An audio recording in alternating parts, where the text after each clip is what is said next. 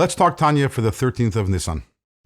In the last 2 days, we've talked about a person who studies Torah, who does mitzvahs, but without kavanah, without the appropriate love for God, and it's not motivated by an awe of God or love of God.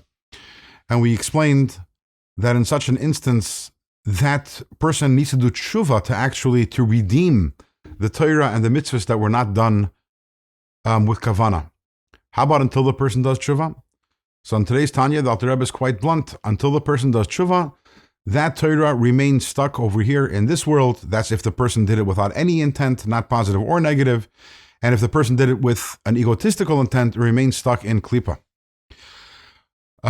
Ultimately, to connect to godliness, it needs to be done with some sort of godly intent, which was lacking over here. And this brings to mind a story they say about the Baal Shem Tov. The Baal Shem Tov once went to a certain city, and he approached the synagogue and the study hall of that city, and he was about to walk in. He opens the door, and he looks inside and says, "Sorry, I can't go in here." And his disciples say, "Why can't you go in?" He says, "There's no place for me. It's full. They say, "What? It's not full. There's plenty of place for you over there." He says, "It's filled with Torah. It is so filled with Torah that there's no space for me."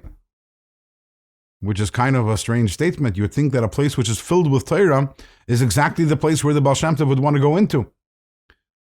What the Baal Shem Tov was saying is, it's filled with Torah that remains trapped and stuck here in this world. The people in that synagogue, they were studying, but they were studying for egotistical purposes. The Torah did not ascend to the higher worlds. And that's why he couldn't enter, because of all the Torah that was stuck, that was trapped over there. And that's why our sages tell us, Ashrei mi sheba lekan v'talmudei biyadei, which means, fortunate is the one who comes to here, to Gan Eden, to the world to come, and his study is with him. He has his study with him. Because some people, they come up to Gan Eden, and they don't have their study with them. They might have studied a lot, but the study remains trapped over here in this world. But all of this brings us to a big question. We're saying over here that for me, to get that there should be godliness revealed in my Torah or in my mitzvahs, I need to have kavanah. 1 second. Torah and mitzvahs is godliness. It is holy.